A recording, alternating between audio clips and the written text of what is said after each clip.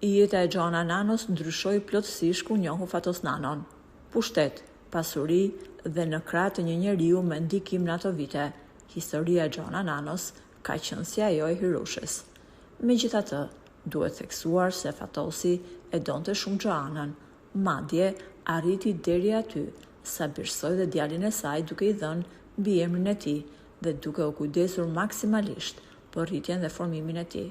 Edhe pse e tërhequr nga ekrani, Joana është aktive në fushën e biznesit, pasi ajo merret me menaxhimin e bizneseve që ka pasur në zotërim bashkë me Fatosin. Në Tiranë, çifti jetonte në një vilë madhështore te zona më elitare e Tiranës, pikërisht në Rolling Hill. Kjo ishte vetëm njëra nga shtëpitë e çiftit Nano, por ndarja nga jeta e Fatosit ka sjellë edhe një ndryshim të madh në jetën e Joanës, e cila nuk po mësohet dot me mungesën e tij.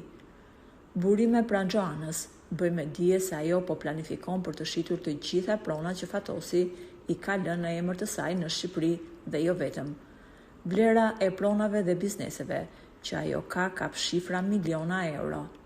Joana po planifikon të largohet nga Shqipëria së bashku me djalin dhe ende nuk e ka vendosur fiks ku do të shpërngulet, sepse ka 2 opsione të hapura.